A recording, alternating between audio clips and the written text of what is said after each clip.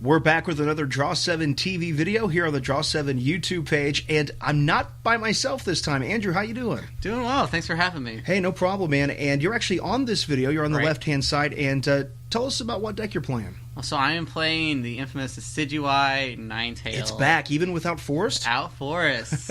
Crazy. I know Andrew Mahone's really been hyping that deck out there.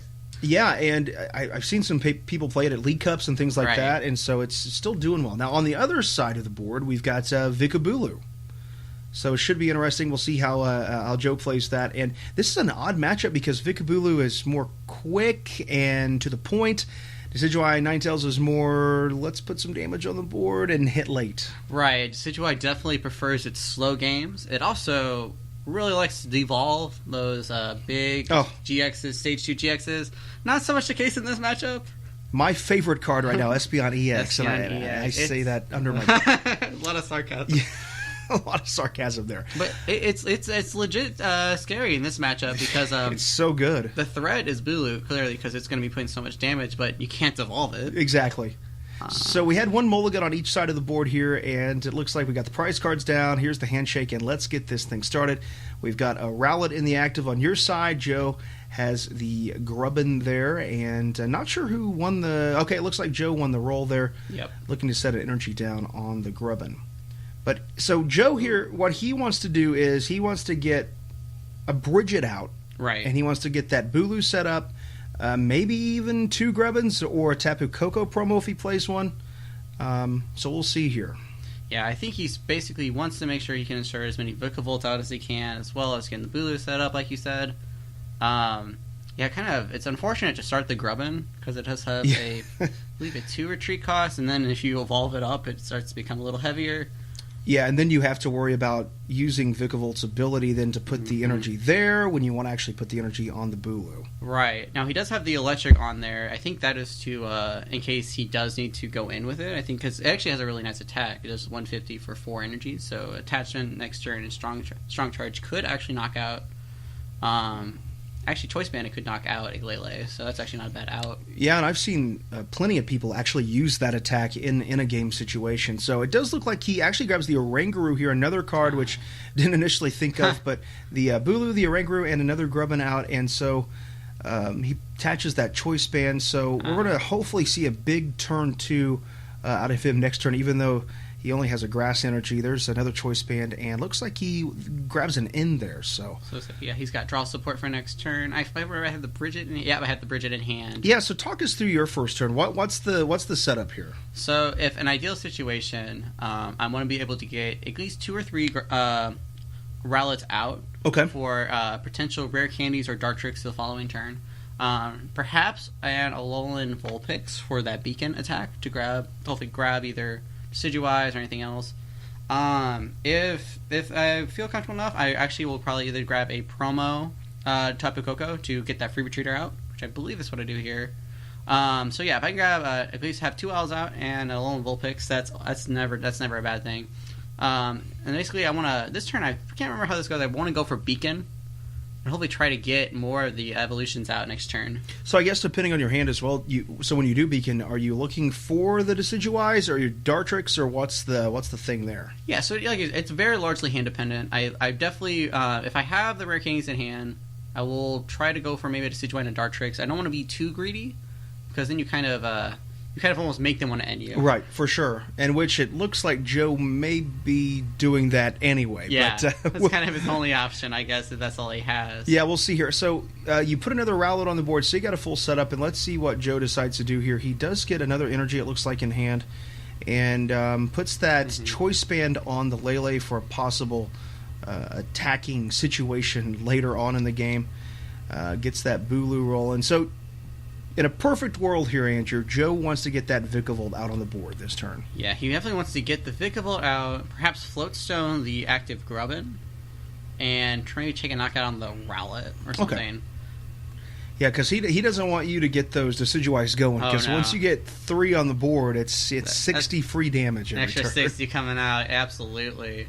So the combination with that and Ninetales 50, I mean, that's mainly Yeah. why Ninetales is in this deck, right? I mean, just for the sniping ability, or Absolutely, and that Ice Path GX is really Oh, nice. yeah. So Yeah. if he puts damage on that, unless he has a choice bet on there, so he usually do 10, but he's hitting 180, then I could easily just throw the damage back onto him, and it's kind of a threat. You have to be really careful where you put the damage on. I love that because it reminds me of Mewtwo EX with the damage change. Ooh, I just absolutely. absolutely love that.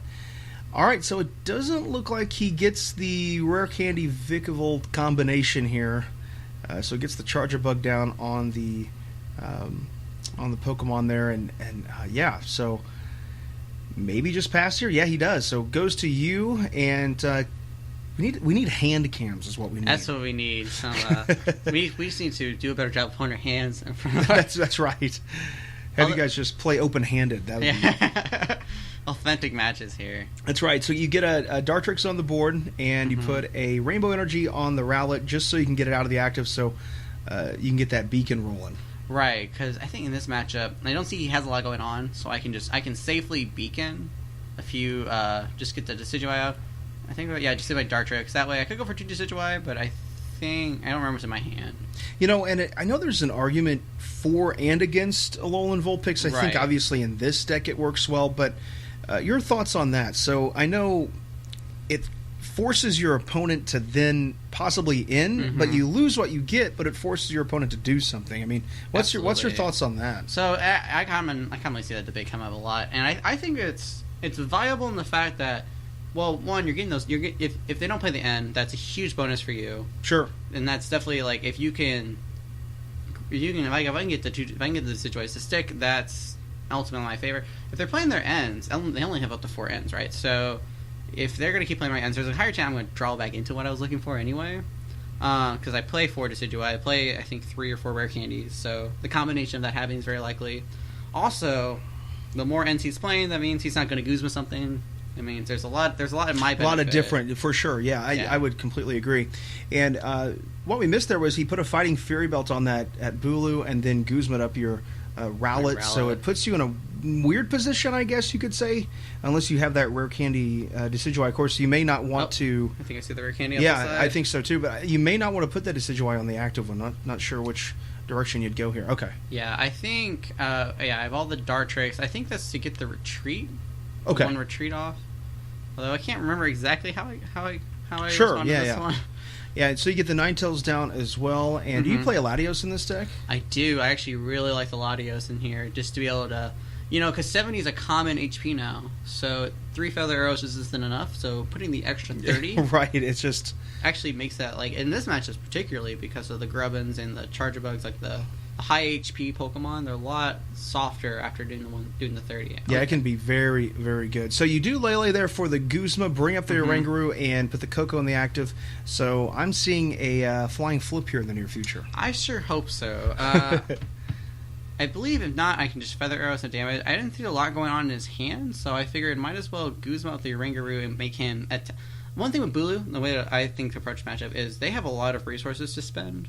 Sure. Because if he's going to strong charge, I'm assuming he's going to get Big Bolt out. If he's going to strong charge onto the Oranguru, that's more energy not on Bulu. Yeah, makes complete sense. And so there comes the flying flip, gets all that energy on the board, or damage on the board, rather. Yeah, and so maybe possibly setting up an Espeon EX play maybe later on for that VIKAVOLT. I could see that coming into play possibly. Of course, with the Bulu, Espeon not going to do much there. But yeah, you got to be careful with that too. It looks like I think I got him into a dead sports state at that point, so it was kind of a draw pass situation. Yeah, so I don't know how many Floatstones Joe plays in his list. I would assume 2. I think 2. It would make sense in this situation. So you do in, and it's funny, some of your opponents will say, hey, thanks for the end, but really, you're not always doing it for them. Right. You're doing it for yourself. Yeah, it's just they're a byproduct of that. That's right. And hey, if they can progress their points, it's generous. There you go, yeah. And so you do get another Decidueye in hand, it looks like. So you're going to get another Feather Arrow ability on the board, which will be nice. Yeah. And there you go. So really, this deck... Even without Forest, I mean, moves fairly quickly, all things considered. A lot of that Vulpix. Yeah. A lot of that moving on. Yeah. Because think about it, if I didn't get that, initially getting what I need off that, then it's like, okay, Well, I have to Ultra Ball for my Pokemon. Like, being able to beacon those in the hand really accelerates. You put the Feather Arrow on one of the Bulus, the other on the Charge-a-Bug, and then looks like we're going to, there you go, knocking out with the 50 damage from the Ninetales, and you take a prize card. So taking away that could hurt him if he can't get that Rare Candy VIKAVOLT combination. So it looks like, I think I see the Rare Candy off to the side. If anything, I think I know he has it. Sure, and it's one of those things too where you, in that situation, that's the right play because you want to try to not allow him, and I guess in a way as well. Now he's not going to have the opportunity to put 2 out super fast. Right. That's what my thought was. I was figuring, well, there's a high chance he'd be able to get the combo, but if you can prevent him from having 2 out, that definitely saves his board state from just exploding. So now looking at the board state, Joe has 2 Bulus out, each with a Grass Energy. He's got the VIKAVOLT ready to go. He's got the Oranguru set up. The only problem with it, it's in the active, which stinks at this point, but I'm sure he has a way to get it out of there. And, his side of the board not looking too bad. Your side of the board, I mean, you're getting set up pretty well. This next turn, if you get that next Decidueye out, you're going to be doing 60 damage with the Feather Arrow. So, board state not too bad for either player. So we are seeing one of the energy recyclers coming down. I love seeing cards that aren't played in a variety of decks, you know? Oh, yeah. Like Energy Recycler. I mean, I off the top of my head can't necessarily think of another deck that card's used can really use it to its real potential here. Yeah, so it's nice seeing a card like that making tournament play with VIKABULU. Well, it's cool in this deck too. You saw he actually just played the Energy Recycle and was able to get the energy that he's put in and just automatically take advantage of it. Yeah. Which is, I think that's probably one of the coolest things about this deck. Immediate, I'm putting this energy back, but I'm going to already take the energy out of the deck and use it. Yeah, it's just the movement with energy is just so good. So he does get the Bulu set up. He gets another energy on the other Bulu. The VIKAVOLT's ready to go. He skylets for the escape rope here. Okay, interesting. So in this situation, what do you bring up? I can't remember what else. I think I was trying to figure out whether if he almost knocks out the Decidueye with damage on it, because I forgot if he's hitting 210. Right, then I think he's gonna knock out. I think I promote the one with energy on it. But I can't remember how much I remember what I thought was here. If I promote this, he can take a knockout, but he can't Nature's Judgment the damage off. And then I'll be able to take a knockout the next turn. Gotcha. But if he does, I can then I have another free spot on my bench. I can get the Decidueye back. I think a Roshi Stretcher in hand. But I kind of just you have to almost bait out his Nature's Judgment. Because that's the scary thing with this matchup. Because you can put damage on, but he can take it right off. Take it right off, exactly. Yeah, with that GX attack too is pretty good.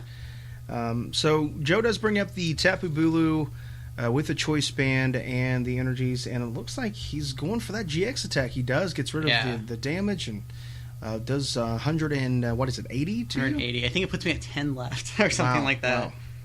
So 180. Yeah, 180. You can't fail basic math and play this game. That's the you get really punished for it. So you get the Floatstone out, Choice Band there. Oh, you decide to go ahead and put it on the Coco. Makes sense. There's that nice gold field ball there, and gets rid of the Fighting Fury Belt and Choice Band. And let's see what you decide to do. I'm begging for a max potion. Oh man, I'm really hoping for one. That's another crazy card that can be utilized in a lot of decks. I know Galissapod's also seeing Max Potion in play as well, and Acerola, and oh man, that deck just can work on your nerves. Here comes the Tapu Koko now with the Flying Flip, and hopefully you don't do what I do on PTCGO and forget to Feather Arrow, because I do that a lot. It's an easy misplay. I can't remember if I forget any of these, so I won't say I never do it. I think you get caught up so much too in what you're doing that sometimes in the beginning when I'm first getting Decidueyes out, my game plan is okay, how do I get these Star Tricks out? So when I see that Rare Candy come up and I'm oh, it's Decidueyes out, I blank. I always forget. Well, I know that playing Guardy too, I always forget to Premonition with Gallade, and that's always a big problem because it's there for a reason. But see, Pokemon needs lights. The cards need to light up in the game. A reminder. All right, so there's the inn, and let's see what cards you get off this here. Are you really looking for anything specific? You're just trying to refresh your hand? Max Potion, specifically. Oh, right. Oh, and you get the other Decidueye. Yeah. I could test that Rambo Energy and just knock out the Decidueye. Now, that could be... I don't think I go for that. Get it off the board. It did cross my mind. I know that. Well, hey, you know, it's just sacrifice. Sacrifice. That's the thing. It's more like I take the knockout. That's right. Okay, so with the feather arrows here, do you put those on the active and then you flying flip, or do you put them elsewhere? I think I'm trying to figure out what he's trying to go for next turn. I think he cares more about the Bulu on the bench, because this thing's gonna get toasted eventually. Because I'm about ready to put damage on it. Although he can't Nature's Judgment anymore, or TAPU Wilderness, because he already excused that. So I am now free to start stacking on certain Pokemon. But it's really weird because I don't remember if he plays Acerola. Yeah, I don't know the deck list either. I usually try to come into these videos not knowing the deck list. Right. You know, it makes it more dynamic that way. Just kind of guessing, okay, what could happen? And okay, so there's a Field Blower there. Gets rid of the Float Stone and the Choice Band on the active Pokemon. That Tapu Koko coming down to the bench too. That's going to be huge. Yeah, that could really, really help. You know, I'm finding just having one of those in a deck is nice just for the pivot ability. Yeah, and as he goes in with Tapu Koko right now, actually, he can knock out the Decidueye and put damage everywhere else. And I think that's what he does here. I can't remember. That reminds me of Galvantula with Double Threat. It's always a classic play there where you put the 30 down and it's wait, I didn't expect that. He really ruined a Greninja player's day with that. Exactly. So okay, he is going to strong charge. Oh, I wonder what he's going to put it on. Yeah, I would guess one on the Bulu on the bench, or maybe both on the Tapu Koko. Yeah, that would make sense as well. Yeah. Okay, we already see it going on the Koko. So I think I can't remember if he goes in for this play. He does have an in hand. Okay, so it looks like he is just going to retreat out the Bulu. Gotcha. Wow, that's crazy. Getting that's a play you don't typically see, getting rid of all the energy there on the Pokemon. Yeah. Of course, with VIKAVOLT, it doesn't much matter, but there comes the in now, and just trying to refresh his hand a bit. So really, still, both board states are not that bad. I mean, you've got a lot of damage on his side of the board, which is naturally what you want, and very little on your side. I mean, if you're really looking at it that way, even though Bulu is just set to one shot, or at least attempt to. Yeah, it's going to be a little scary if he takes the knock. I think he is going to hit the knock on the Decidueye, because now his road to victory is pretty much Nature's Judgment, Choice Band, or Nature's Judgment, the Alolan Ninetales, or Alolan Ninetales, and take 2 prizes, and then return on the Lele. You know, it's crazy to me, decks like Decidueye, and I'm surprised, and I know Incineroar just really hasn't found a place in the game yet, but even like Solgaleo, that 240, 250 HP, that's a mountain to climb. It's a beast. It really is, and it's tough to hit that. Oh, there goes the town map. There's the prize cam for you. Hey, there we go. I appreciate that. So you got a Max Potion in there, Ninetales, Rowlet, an N. Okay, nothing you can't live without at this point. Yeah, and I actually... I haven't seen many lists running town map in here. I actually really enjoy it in this deck for the ability to snipe a Pokemon, and just if you have something in the prize like the N you want, just grab it off that. So. Yeah, and in this case, you could also grab that Max Potion for a later game. Yeah, it makes complete sense. We did mention, or I did forget to mention, that Joe actually took a knockout there with the Flying Flip on that one Decidueye. So he grabbed 2 prizes, and he's up by a prize now in the game. And we're a little bit more than halfway through this thing. So, yeah, so what's the thought process here? You're looking at setting down some type of Ultra Ball, maybe? Yeah, that was a super intelligent play by Joe's part, by just going in, because instead of he could have taken the knockout on the Koko with the Bulu, but instead he put damage. He got damage out everywhere. The Alolan Ninetales is softened up now, so I think, oh my gosh, that was such a good play. Yeah, it's interesting too. Plays like that, once you keep playing the game longer, you really start seeing these things. Because I know for me, when I first started the game, it was more like, okay, I just need to take knockouts on the active. I just need to do this and this and this. Right. But when you really think about it, okay, wait a minute, maybe I need to stall a turn to do this next turn, and so on and so forth. So yeah, definitely. I think what I'm trying to do now is get either energy on Decidueye to start using Razor Leaf, or perhaps trying to set up something else. I think I've ruled out De-Evolution at the moment, just because the VIKAVOLT, he's already set up. He just needs an energy on the Bulu in the back, so it's not worth risking a 2 prize trade there. Yeah, and the Espeon-EX at 170 HP, so that can really, it's a liability. I guess not as much as Manaphy is. Manaphy would not be too great. All right, so 2 Tapu Koko promos in the actives. The square off. Just staring each other down here. I see you're doing some hard math. Yeah, I think right here I'm trying to figure out, because I'm trying to think a few turns ahead, like, okay, I need to soften up these BULUs, but how can I take the most prizes quickly enough so he can't overwhelm me with BULUs later on?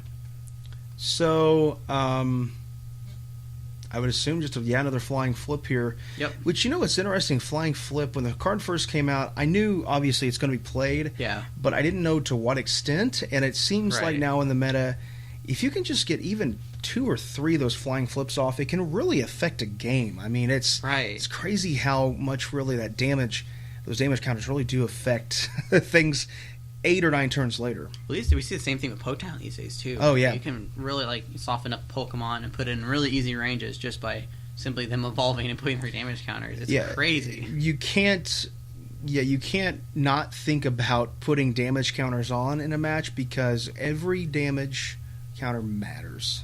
Right. It's kind of crazy how that is. All right, so let's see what Joe decides to do here on his turn. He does have that VIKAVOLT still out and rolling. An energy there on the BULU. It's got, 90 damage on it. Yeah. So half of its HP gone, which I think at this point Joe knows, okay, well, I got a lot of damage on the board here. Not even going to worry about that. It's just a matter of trying to get out there and swinging hard. Yeah, I think what he's trying to do now is either soften up all the Pokemon on the bench just so BULU can come in and take as many knockouts as possible. I don't foresee him. I would not think this is probably a threat for him. The Tapu Koko, the damage probably sucks, but I think he's just trying to prepare for just taking out those Decidueyes as fast as possible. And he still has a few turns if you do decide to flying flip again. He still has a few turns there to live through it. So right. But man, that could also be devastating if you took 2 BULUs out with the flying flip. One BULU has about 140 on it, so that could be that might be gone next turn if he doesn't. Maybe the Koko is actually a threat if he doesn't. Yeah, if he doesn't take care of that, yeah, he kind of is at a risk. But then, I guess I could still go with Hello and Ninetales, so I don't know. Sure. Oh yeah, that's very true as well. Yeah, I didn't think about that. Well, that's one thing I'm finding with the Zoro-GX Ninetales deck I've been playing. It's cool because people forget about Ninetales at 50 damage, or late game bringing that using that GX attack. It's an interesting tech in decks for sure. That versatility. Really, really cool for sure. So in this game, I guess it's very situational. But do you prefer using Decidueye-GX attack or Ninetales? What's your thought on that? So are you talking about this particular matchup or in general? Just in general, yeah. So the thought process with Decidueye is that, because I also play Necrozma in here. Right. You won't see it hit the bench because I don't think there was any opportunity to use it, but it usually comes depending on where my board state's at. So if I'm in a really commanding board state and I can get Necrozma set up against, say, a deck like Volcanion, which has big basics, so if you put the 100 on them, it's going to stick. So and those kind of situations, I definitely want to go into Necrozma and just hit everything. If I'm in a point where I have to be more defensive, I absolutely will go in with Ninetales and use that as path. So again, it's just really it's very situational. Same likewise with Decidueye. If I really need some cards back and I'm not doing too high, I will absolutely Hollow Hunt. That means I'm getting a Decidueye set up or get the energy I need. So that's one really cool thing with having Rainbow Energies. You have so many outs to different GX attacks. Right. Could be it's you kind of get to pick and choose what will work best for your particular situation. And so something that didn't cross my mind, I just noticed you did Feather Arrow twice and knock that BULU out of the bench, so the Tapu Koko then didn't even necessarily matter at this point, from this point on, I should say, with that particular Pokemon. So, and I mean, that's what this deck obviously is built to do, and does it very effectively, and I think one of the reasons is that high HP on those Pokemon, man. It's hard to get past that. Increases the longevity of those Pokemon. Once you get them out, they're going to be out there for a long time. And you're rarely committing a lot of energy to those Pokemon. I mean, obviously you have a Rainbow Energy now on the Decidueye on the bench, but you don't necessarily need to do that. Yeah, it's kind of great against Gardevoir, because they need 7 energies if you put just one Rainbow down to actually knock it out, because it's 340. And I think for decks like Gardevoir, that Espeon EX is just... It's that's just exactly killer. what it's there for. Oh, exactly. It's killer. To pick up those stage 2s, and 80's a little bit more nice with this Corellia. For sure. 60's a lot more comfortable. And Metagross, too. 250 is really hard to hit, but 60 and believe 90. This Yeah. is pretty manageable. Yeah, you got to get around that. So a heavy ball here on Joe's side of the board. Let's see what he grabs with that. I did notice he put an energy down on that BULU, a lightning energy there. Not sure if he used VIKAVOLT's ability for that or if he had that in hand. He actually could very well be running low on energy here. Yeah, discarding the 3 in the retreat cost is really unfortunate. He already had to use 1 energy recycler, and I believe they only play 2. Yeah. So. Yeah, so that could definitely make a difference here as we move toward the end of the match. But he does grab that TAPU BULU with the heavy ball, and I always forget BULU's retreats 3. Heavy ball was just made for this deck, I think. It's a match made in heaven because the VIKAVOLT you can grab the Charger Bugs with the heavy ball too. It's very convenient. All right, so does Joe go for a flying flip? Okay, here's the Guzma. Oh, he's gonna take out this Ninetales here, and that will put him down to 2 prizes left. You got 3 prizes left. Man, this is a very close game. Oh yeah, and that's what makes me nervous now because this is the point of the match where it's like, okay, if he has another Guzma, he wins. That's just it. Yeah, that's it. Yeah. That's what makes me very nervous. Once I saw the flying flip start to hit the board, I was like, well, that means Ninetales is definitely going to be having to not get... You have to either find a max potion or you're going to have to hope he doesn't Guzma. And it's one of those situations as well, you don't not want to play the Ninetales because it can be very, very good. So it's just like Pokemon, how Pokemon is, man. It's very situational and a lot of luck as well. Yeah. So all right. Like he played his last... I'm assuming the last energy recycler just went down. Yeah, I would guess so. He gets 2 energies on that BULU, and here comes the knockout now with Nature's Judgment. And there we go. All right, so we are at the 2 prizes of 3. Yeah, this is the nitty-gritty. So like the choke part of it, where it could go either way at this point. So 110 damage on the active BULU. So you can do, 40 with Decidueye. So I could do 60 and be 10 short because this year I do. And then you could flying flip. Yeah, so I'd be 2 feather arrows, that'd be the 40, and then the flying flip would be the 60. If I get a choice band, which I don't know if I'm out of choice bands yet, that would get the knockout. But without, okay, so it looks like I can take out the Oranguru. Okay, that's kind of if I want to end him. So I saw that in there. I think the weirdest thing here is like if he has the Oranguru on the bench, then it's actually like he could just draw what he needs. Now, actually, we'll see this in a minute. I actually misplay pretty bad here because I totally disregarded the fact that I had a Rainbow Energy attached to Decidueye. Oh, and could have put the DCE down on him. Yep, and I already had 2 prizes left. Oh, and take the knockout here. And I think I realized this mid-end where I was like, well... So I was like, I'll just follow the VIKAVOLT and run him out of outs here. And I was like, why didn't I just attach to the Decidueye? Yeah, when you could have... I always forget about Razor Leaf at times. Sure, yeah, because I mean you're not using him to do that typically, so yeah, I can definitely see that happening. So, but it's interesting. Yeah, I see you explaining it now. Explaining it. We played it. I believe we choose to play it out because it's more interesting that way. Yeah, for sure. And but it is interesting. You got the Espeon out here because you're will only be taking that 1 knockout with it, but while you're also putting a liability on the board. But I guess he doesn't really necessarily have anything to. Yes, to return KO. So. Yeah. So my thought process, get rid of VIKAVOLT. He needs Guzma to win. Yeah. And Guzma, I think, energy.